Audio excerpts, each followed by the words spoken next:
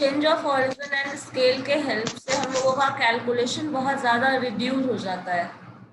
तो अगर आपको ह्यूज डेटा से डील करना है then change of origin and change of scale जो है एक बहुत बेटर ऑप्शन है हमारे लिए, क्योंकि उससे हमारे एक्चुअल जो कैलकुलेशन आता है, जो रिजल्ट आता है, जो कि मीन का वैल्यू वो चेंज नहीं होता, लेकिन हमारा कैलकुलेशन रिड्यूस होता है। वो बहुत अच्छा ऑप्शन है, जिसको शायद आपने पढ़ा भी था, एज्यूम्ड मीन मेथड है कुछ कैलकुलेशन पे, ठीक है, जिसमें हम चेंज ऑफ ओरिजिन करते हैं बाय एडिंग और सब्सट्रैक्टिंग समथिंग, और चेंज ऑफ स्केल करते हैं बाय मल्टीप्लाइंग और डिवाइडिंग समथिंग। सो ये मीन में जो चेंजेस हम कर सकते हैं, मीन के कैलकुलेशन को इजियर बना सकते हैं with the help of these two methods. ठीक है, तो आज हम लोग देखते हैं कि प्रॉपर्टीज मीन का जो इतना यूज होता है, जो वाइडली यूज करते हैं हम लोग एवरेज, सबसे ज्यादा मैंने आपको बताया था कि सबसे ज्यादा यूजफुल अगर कोई एवरेज है दैट इज मीन। तो हम लोग देखते हैं उसका क्या ऐसा प्रॉपर्टीज है, क्या इंपॉर्टेंट टर्म्स है जिसकी वजह से इसको इतना वाइडली यूज किया जाता है। सो हम लोग देखते हैं प्रॉपर्टीज ऑफ मीन।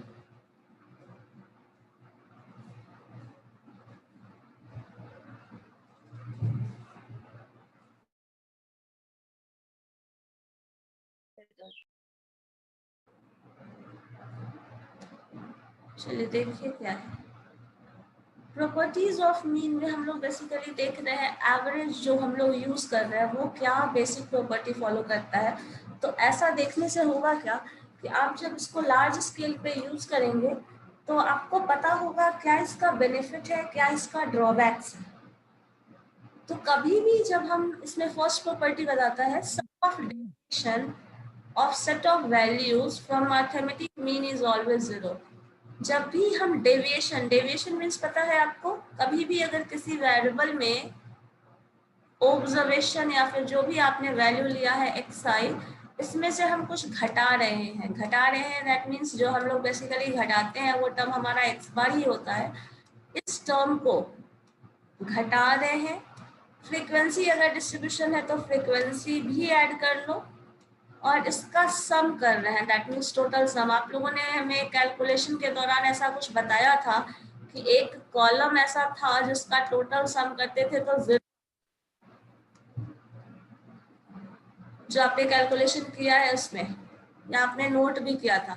सो ये जो टर्म है वो हमेशा जीरो आ जाता है, इसी को बोलते हैं हम, ये क्या है डेविएशन, और टोटल समेशन साइन ले रहे हैं तो sum of deviation about mean is always zero. और इसी चीज को यहाँ मैथमेटिकली प्रूफ किया गया है। of a set of values from their mean is always zero। इस टर्म को जीरो, अब इसी को ब्रेक कर दो आप, summation F I minus x bar is a constant, इस पे समेशन अप्लाई नहीं होगा तो एक्स बार बाहर मैंने रख दिया, समेशन एफ आई को आप एन लिख सकते हैं, ठीक है। और इस टर्म को देखो तो एक चीज आपको पता है, एक्स बार का फॉर्मूला क्या होता है, 1/n summation F I X I. तो ये एन इधर लेकर चले आओ मल्टीप्लीकेशन से, अगर एन इधर लेकर आ जा रहे हो तो दिखेगा summation F I X I is equal to N X bar. तो इस टर्म को हम यहाँ इससे रिप्लेस कर दे रहे हैं और दोनों देखो एक ही टर्म आ जा रहा है, तो that is equal to zero. ये इसको प्रूफ करने का मैथमेटिकल वे है जो आप चाहे तो कर सकते हैं, नहीं तो फिर हटा भी सकते हो। बस आपको ये स्टेटमेंट याद रहा that is more than sufficient. लेकिन मैथमेटिकल कैलकुलेशन के दौरान ऐसा रिलेशन मिल सकता है जहां इस पूरे टर्म को आप सिंपली जीरो लिख सकते हैं। तो उससे क्या हो जाएगा, आपका कैलकुलेशन कम हो जाएगा। बहुत ज्यादा कैलकुलेशन अगर करना पड़ रहा है और कहीं ऐसा दिख जाता है, ये एक्सप्रेशन दिख जाता है आपको, तो आप उसका वैल्यू डायरेक्टली जीरो डाल दो, कोई क्वेश्चन एराइज नहीं होगा आपको, because there is a property of mean कि sum of deviation is equal to zero होता है। तो आप डायरेक्टली ऐसे लिख सकते हैं। अगर इसी टर्म में अगर हम लोग ऐसा लिखें, दूसरा प्रॉपर्टी जो आपको बताता है sum of square of deviation जो है वो मिनिमम होता है when taken about mean. Summation को ऐसे डायरेक्टली करोगे तो वो 0 हो जाएगा, लेकिन इसी टर्म में देखो सेम टर्म लिखा है, सिर्फ इस जो ब्रैकेट के अंदर जो पोर्शन उस पर स्क्वायर कर दिया है हमने, तो ये जो वैल्यू होगा वो मिनिमम आएगा अगर आप यहाँ मीन घटाते हैं तो। ठीक है, अगर मैंने ये जो एक्सप्रेशन लिखा था व्हाइट बोर्ड पे, इसमें अगर इसी टर्म को स्क्वायर यहाँ कर दिया जाए देन दैट इज नॉट 0, वो होगा मिनिमम वैल्यू। जो भी आ सकता है बाकी के केस में उसका मिनिमम वैल्यू यहाँ आएगा अगर ये है तो। नहीं है तो फिर तो बात ही नहीं है, बट अगर इसी टर्म में स्क्वायर कर दोगे तो वो वैल्यू कैलकुलेशन करके जब भी लाओगे तो वो मिनिमम वैल्यू आएगा, ये कहना चाह रहा है।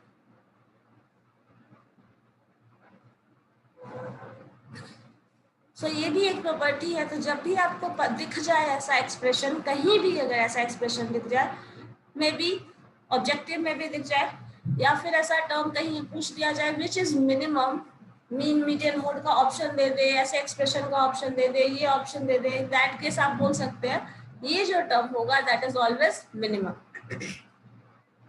एक प्रॉपर्टी है हमारे मीन के केस में जो बताता है, मान लीजिए अगर आपको पता है दो अलग डेटा, जैसे बैच 1 आप लोग अपने क्लास का फर्स्ट ईयर ले लो, सेकंड ईयर ले लो। सेकंड फर्स्ट ईयर का मान लीजिए क्लास का एवरेज इतना दिया हुआ है x1 bar, n1 number of student class, दूसरा x2 बार सेकंड ईयर का एवरेज मार्क्स, और n2 number of student in second year, ये दोनों आपको पता है, देन कंबाइंड मीन निकाल सकते हैं with the help of this. Combined mean क्या होगा, n1 x1 bar plus n2 x2 bar divided by n1 plus n2। जैसे मान लो इसी में क्वेश्चन करके देखिए तो सपोज एवरेज हम लोगों को x1 बार पता है आपके क्लास का, दैट इज 70%।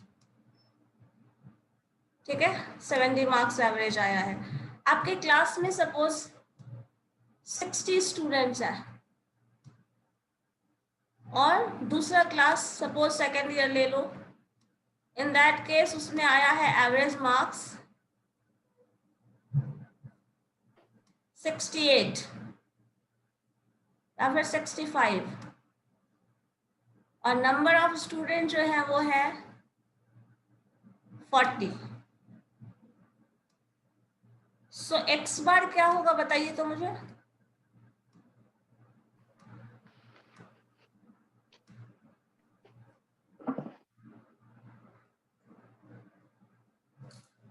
ये x1 बार जो है that is x1 bar not x1, this is x1 bar, this is x2 बार। ये 70 है आपके क्लास का डेटा है, ये आपके सीनियर्स का डेटा है, तो दोनों को कंबाइन करके एवरेज मार्क्स कितना आएगा बताइए तो।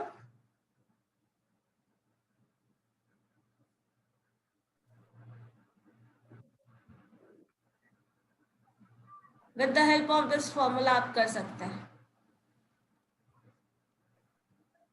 ये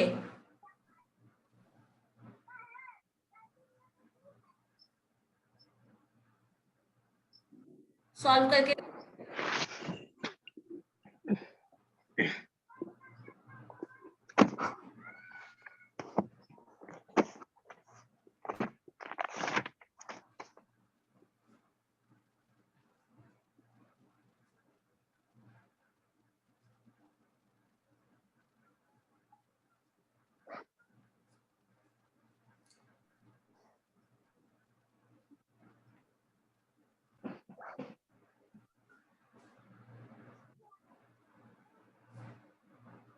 रोल नंबर 38।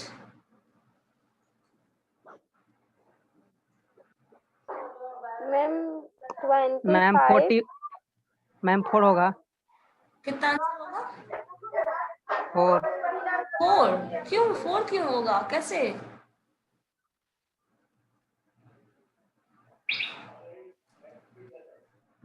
और कोई फॉर्मूला पे पुट करो ना, देखो n1 लिखा है, n1 कितना है कितने नंबर ऑफ क्लास स्टूडेंट मैंने आपके क्लास का बताया था? 60 ना। सो इस फॉर्मूला पे वैल्यू पुट करो।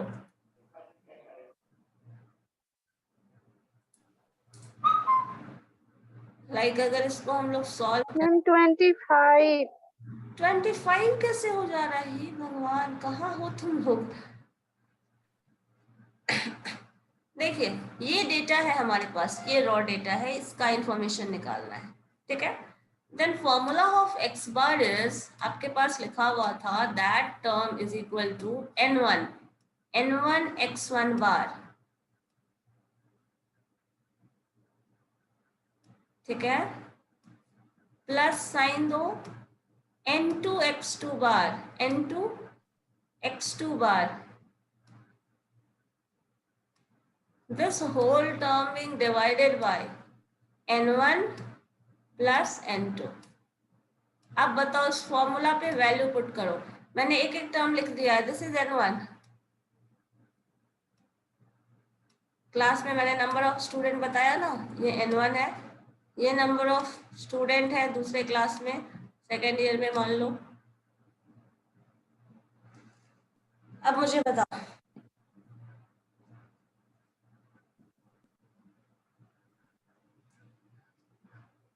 n1 की जगह 60 रखना है आपको, x1 बार की जगह 70 रखना है, n2 की जगह 40 रखना है, x2 बार की जगह 65 रखना।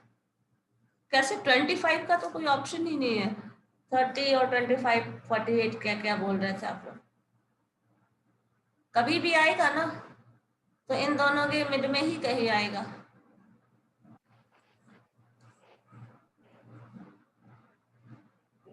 चेक करिए।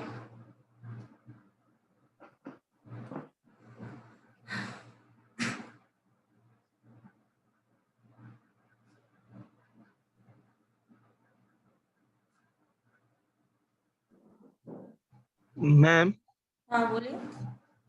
ये जो मैम फॉर्मूला आप लिखे मैम, ये उसके नीचे n1 प्लस n2 लिखा हुआ ना मैम? हाँ हाँ, डिनोमिनेटर में n1 प्लस n2 है। ओके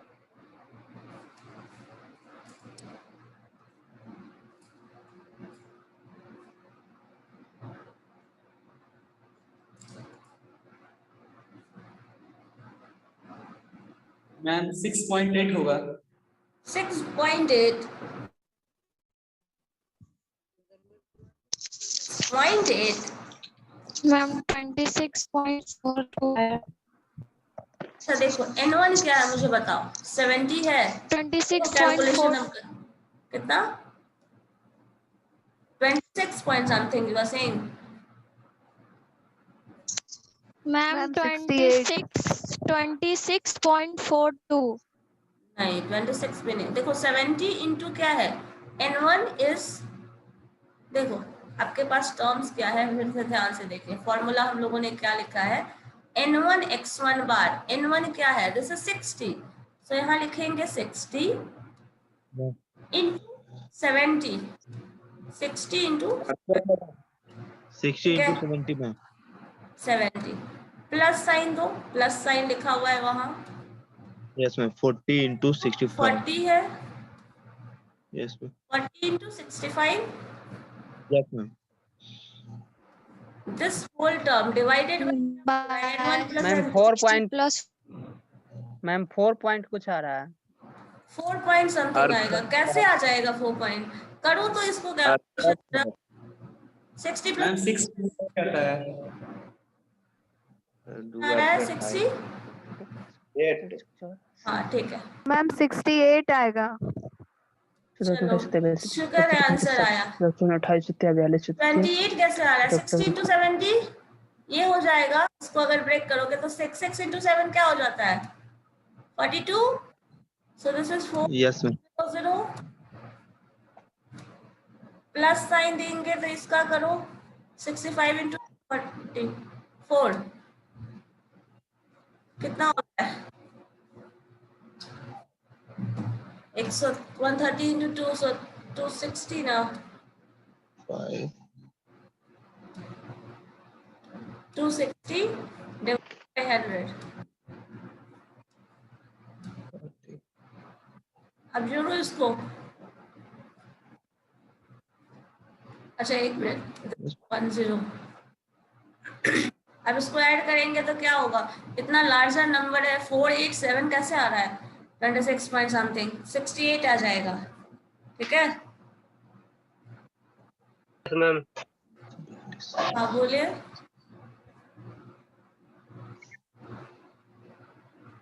ठीक है, समझ रहे हैं इस चीज को क्या कर रहे हैं, n1 x1 बार मल्टीप्लाई कर दिया, n2 x2 बार मल्टीप्लाई कर दिया, देन n1 प्लस n2 से डिवाइड कर दिया। ठीक है, चलो एक क्वेश्चन ऐसा और बनाओ, कंफ्यूजन है अभी भी, तो जिसमें x1 बार है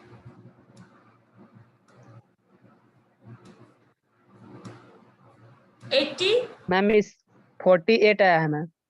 48 आया है, इससे अभी भी कुछ गड़बड़ किया हुआ है। इसको जोड़ो तो क्या हो रहा है, 68 आता है। 68 आएगा। 68 आ होगा रहा है ना, चलो ठीक है, अब सही है, 68 आ रहा है, ठीक है। यस मैम 68 आएगा। ठीक है, अब एक क्वेश्चन और करिए, रिप्लेस कर दीजिए। चलिए तो x1 बार जो है वो 80 है एंड n1 इज 25। ठीक है, आपके मैम फिर से बोलिए। यहाँ लिखा है, साइड में लिखा हुआ है, देखो उसको। n1 इज, x1 बार जो है 80 है, n1 है वो 25 है, x2 बार जो है दैट इज 60, x2 बार है वो 60 है, और n2 जो है दैट इज मान लीजिए 15 है। चलिए सॉल्व करिए। इस डेटा के लिए कंबाइंड मीन निकालना है आपको, ये डेटा के लिए। चलो निकाल के देखो तो।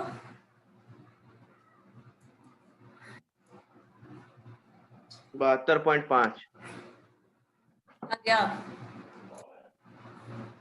मिनट। चलिए ठीक है, आ सकता है 72.5, क्योंकि जब भी आएगा ना, कभी ये चीज हमेशा ध्यान में रखना, आप ना आंसर हमेशा क्रॉस वेरीफाई कर सकते हैं। 68 होगा तो 68 यहाँ देख चेक करिए, ये जो 68 है ना, वो इस और इसके रेंज में हमेशा बीच में कहीं होगा, कभी भी। 70 और 65 दो अलग अलग एवरेज है, उन दोनों के बीच में कहीं कुछ भी हो सकता है। इसी तरह से 72.5 कितना आ रहा है, 72.5। ठीक है, और 72.5 जो अभी आप कैलकुलेट किए वो भी देखिए 80 और 60 के मिड में ही कहीं आ रहा है, समझ गए। तो कभी भी कंबाइंड मीन जब निकालोगे ना आप, तो जो अलग अलग मीन दिया है ना उसके बीच में कहीं आएगा, ये चीज ध्यान रखना। ठीक है, एक क्वेश्चन ये देखिए जरा,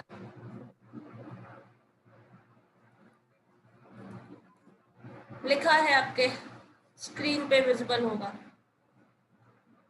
The average salary of male employee in a firm was 520 rupees. 520 rupees average salary है, बहुत पुराना डेटा है ये। And that of female was 420 rupees. ठीक है, और जो है mean salary, the mean salary both of them को कंबाइन करके जो एवरेज एक्स बार बोल रहे हो ना, वो भी बताया हुआ है। तो आपसे पूछ रहा है मेल एंड फीमेल का रेशियो क्या होगा। देखिए तो ये निकल सकता है, जो फॉर्मूला आपने अभी यहाँ पढ़ा था ना, जिससे अभी हम लोग कैलकुलेट कर रहे थे, उसी फॉर्मूला से n1 और n2 का रेशियो निकालना है। करके देखिए तो।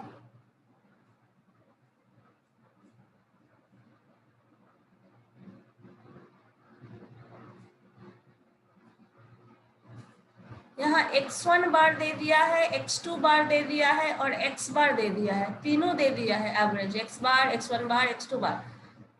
आपको n1 n2 का रेशियो निकालना है बस। देखिए तो हो पाएगा?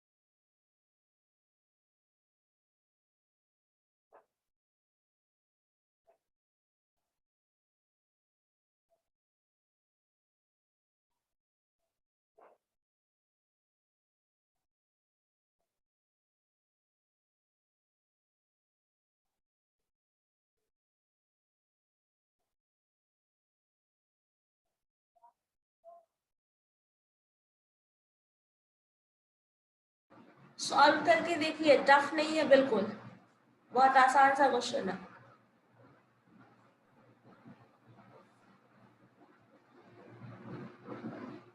और ये सब क्वेश्चन जो है ना वो अर्थमेटिक मीन के प्रॉपर्टी पे बेस्ड है। मैम हाँ बोलिए। मैम x1 वर्ड निकालना है कि n1 निकालना है? N1 और N2 का रेशियो निकालना है। देखो लिखा है find and male and female ratio, तो मेल को अगर N1 मान ले, पहला अगर मीन हमको 520 ले तो दिस इज ये 520 है x1 बार, N1 हो जाएगा कुछ इसका, x2 बार इतना है, N2 होगा, तो N1 और N2 का रेशियो निकालना है।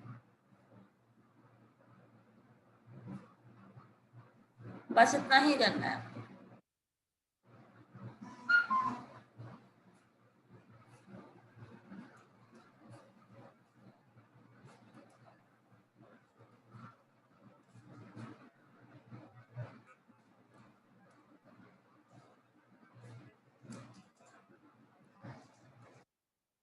लग रहा है बन जाएगा या नहीं?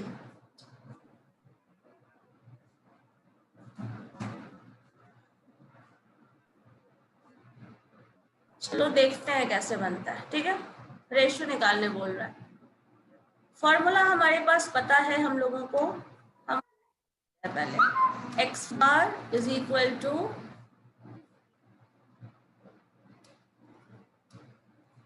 n1 x1 bar plus n2 x2 bar. ठीक है, this whole term being divided by n1 plus n2। अब देखो जरा ध्यान से, क्वेश्चन में कहीं भी n1 n2 के बारे में कोई इंफॉर्मेशन ही नहीं है, बाकी सारे इंफॉर्मेशन है लेकिन n1 n2 नहीं है।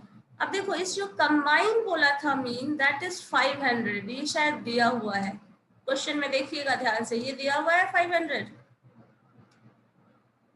n1 जो है वो दिया ही नहीं है, पता नहीं हमें क्या है, तो n1 हम एज इट इज लिख देते हैं, और x1 बार जो है दैट इज व्हाट आपका दिया हुआ था क्वेश्चन में, दैट इज 520।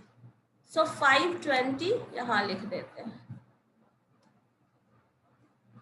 दूसरे केस में क्या किया है, प्लस साइन है, n2 हमारे पास नहीं है, सो n2 एज इट इज लिख लेते हैं। x2 बार जो है दैट इज व्हाट 420। मैम इसका रेशियो है 1 और 4। 1 and 4, 1:4। Yes ma'am. चलिए अच्छा है, ठीक है, देखते हैं।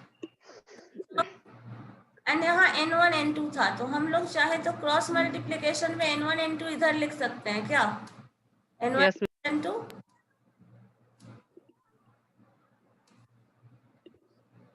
अब इसी को ब्रेक करके लिखें तो देखो यहाँ हो जाएगा 500 n1 और 500 n2। इसी तरह प्लस साइन के साथ लिख सकते हैं 500 n2 .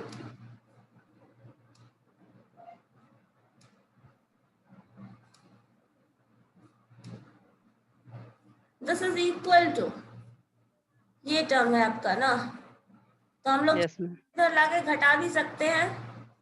यस तो यहाँ से क्या कर रहे हैं, हम घटा देते हैं, minus sign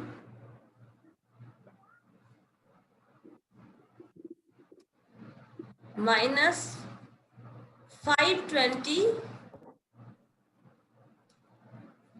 N2 sorry N1, यहाँ कर देते हैं, ये टाइम इधर भी प्लस माइनस हो जाएगा, माइनस 420 N2। अब देखो घटाओगे, this whole term is equal to, इधर 0 कर लो। अब देखो इसमें से 500 N1 में से 520 N1 घटा रहे हैं, दैट मीन्स माइनस 20 N1 बचेगा।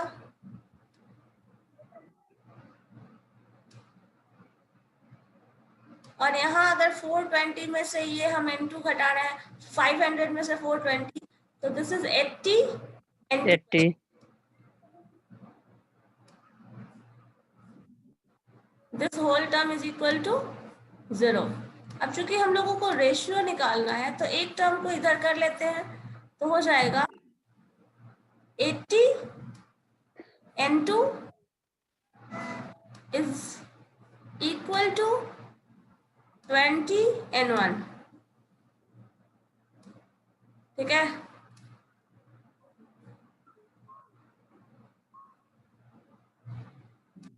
अब यहाँ से N1 N2 का रेशियो निकालोगे तो ये कैंसिल कर लो, पहले 20 से कैंसिल हो जाएगा 4 बार में।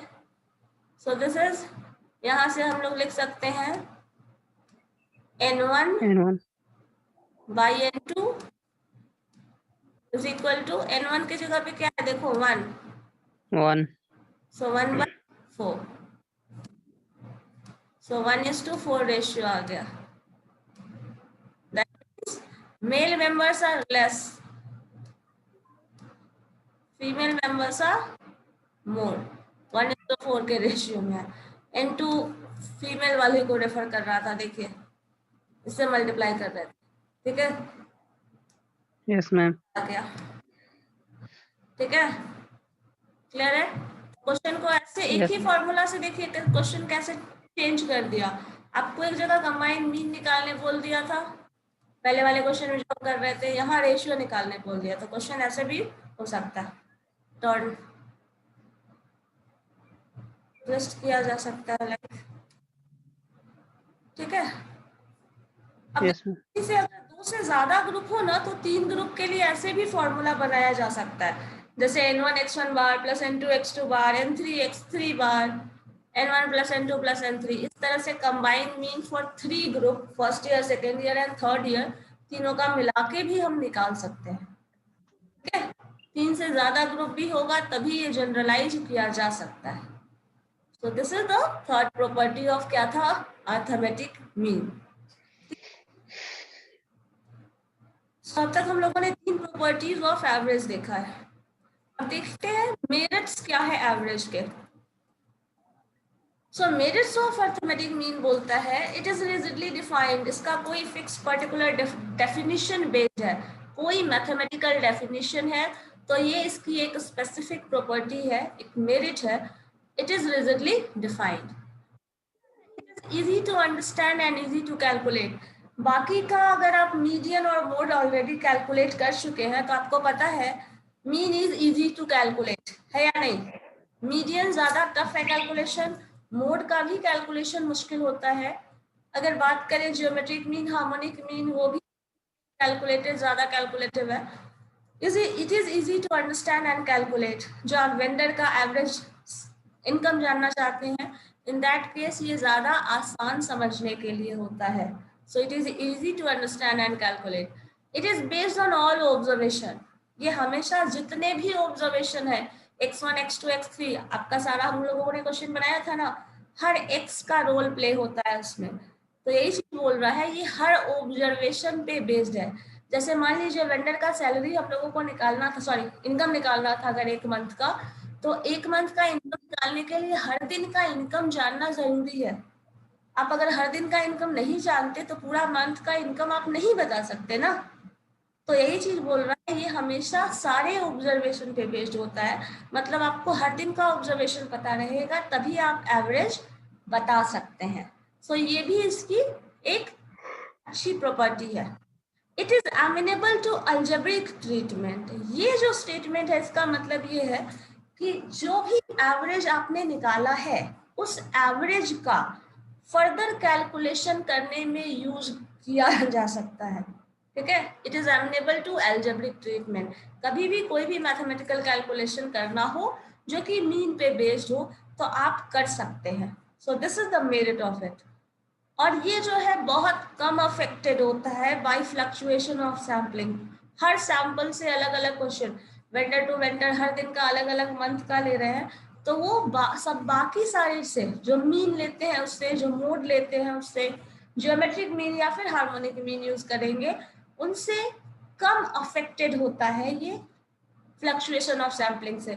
और यही कारण था, मैंने बताया था आप लोगों को बहुत पहले शुरुआत में ही, कि एवरेज जो होता है, जो मीन होता है, अर्थमेटिक मीन, जो मीन हम बात कर रहे हैं, वो सबसे best measure of central tendency कहा जाता है बिकॉज ऑफ दीज रीजंस। ये कारण है जिसकी वजह से वो बहुत बेस्ट, सबसे बेस्ट मेजर ऑफ एवरेज माना जाता है। आपने 5 तरीके से पढ़ा था, 5 तरीके में सबसे बेस्ट ऑप्शन यही है। लेकिन फिर भी इसमें कुछ डिमेरिट्स है। लाइक देखते हैं क्या है। ये कभी भी बाय इंस्पेक्शन सकते हैं और कभी भी इसको ग्राफिकली लोकेट नहीं किया जा सकता। मीडियन को ग्राफिकली लोकेट किया जा सकता है, मोड को भी ग्राफिकली लोकेट किया जा सकता है, बट कभी भी मीन को ग्राफिकली आप शो नहीं कर सकते। ना ही मीन को सिंपली अर्थमेटिक, ना ही जियोमेट्रिक मीन को, और ना ही हार्मोनिक मीन को। इन तीनों को कभी भी ग्राफिकली शो नहीं किया जा सकता। ये कभी भी यूज नहीं होता क्वालिटेटिव डेटा में, तो ये बात हम लोगों ने पहले भी पढ़ ली है। ये क्वालिटेटिव मेथड हम लोग पढ़ ही नहीं रहे हैं, we are studying quantitative methods. So qualitative methods के इसका कोई यूज नहीं है। It is much affected by extreme values. ये मैंने इसका एग्जांपल आप लोगों को क्लास में बहुत बार दिया है। सपोज क्लास में किसी ने मैंने पूछा आपका मार्क्स कितना आया है, और सपोज उसका मार्क्स बहुत कम आया हो, तो हम ये इंटरप्रेट कर ले कि पूरे क्लास का रिस्पांस बहुत अच्छा नहीं है, बहुत खराब है, बहुत खराब मार्क्स आता है, बहुत डल स्टूडेंट्स हैं, ऐसा कुछ अगर इंटरप्रेट कर लेते हैं, then that is not good. इसी तरह अगर बहुत किसी अच्छा मार्क्स आया है, मान लो जिससे मैंने मार्क्स पूछा उसका 90% मार्क्स आया है, तो हम ये इंटरप्रेट कर ले कि आपके क्लास में सब लोग बहुत अच्छा रिजल्ट है सबका, सब लोग बहुत इंटेलिजेंट स्टूडेंट हैं, तो ये भी कहीं ना कहीं मिस इंटरप्रिटेशन होगा। और ऑब्जर्वेशन सारे पे बेस्ड है, तो कहीं ना कहीं एक्सट्रीम वैल्यू जो होगा उससे अफेक्टेड होता है। एक्सट्रीम वैल्यू वही है जो हाईएस्ट या लोएस्ट शो करता है। इसका हम यूज नहीं कर सकते जब ओपन क्लास हो। ओपन क्लास मीन्स कुछ ऐसा डेटा जो अवेलेबल ना हो, मैक्सिमम और मिनिमम पॉइंट वहां गिवन ना हो। जैसे क्लास इंटरवल में कभी कभी दिया जाता है लेस दैन 10। लेस दैन 10 में हम लोगों को नहीं पता 0 से 10 की बात कर रहा है या -100 से 10 की बात कर रहा है। सो अगर क्लास ओपन एंडेड होता है तब हम लोग अर्थमेटिक मीन का कैलकुलेशन यूज नहीं कर सकते। ठीक है, सो ये सारे आपके डिमेरिट्स हैं। एक है अगर, मैम हाँ बोलिए। मैम अटेंडेंस ले लीजिए ना, उसके बाद फिर स्टार्ट अच्छा। करिएगा।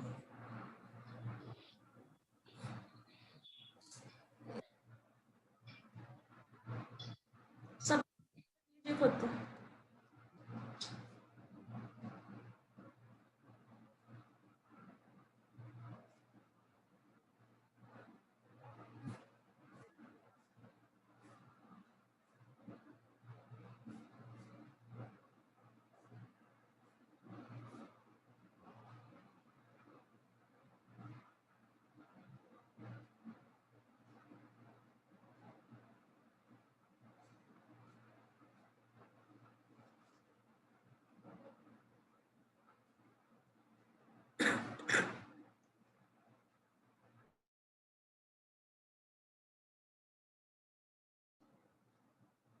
ठीक है, तो ये अगर अर्थमेटिक मीन है, हाँ ये सुटेबल नहीं होता है मेजर ऑफ लोकेशन में, तो खैर ये चीज मैंने पहले ही बता दिया।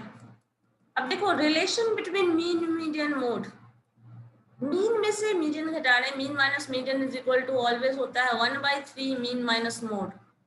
तो ये अगर रिलेशन क्रॉस मल्टीप्लीकेशन करें तो इसको कंटिन्यू करके देखिए ये फर्दर आएगा, आपको अल्टीमेटली ये याद रखना है, mode is equal to 3 times median minus mean. मतलब अगर किसी दो का वैल्यू पता है आपको, मीन का वैल्यू पता है, मोड का वैल्यू पता है, तो आप मीडियन का फॉर्मूला, इस फॉर्मूला से मीडियन का वैल्यू निकाल सकते हैं। अगर किसी क्वेश्चन में मान लो पूछता है calculate mean median and mode, तो आप किसी दो को निकाल लो जो आपके लिए निकालना आसान होता है। थर्ड का कैलकुलेशन करने की आपको जरूरत नहीं पड़ेगी, आप इसके हेल्प से निकाल सकते हो। कभी भी क्वेश्चन में अगर पूछा जाए calculate mean median and mode for the following data, then आप सिंपली किसी दो का कैलकुलेशन कर लो, दो का कर लोगे, थर्ड का बाय दिस रिलेशन आप कैलकुलेट करना है। वो कैलकुलेशन करने के लिए टेबल फॉर्म करना और फिर से फर्दर जो कैलकुलेशन जितना कैलकुलेटिव हम लोग करते हैं वो करने की जरूरत नहीं पड़ेगी, तो ऐसे कर लें।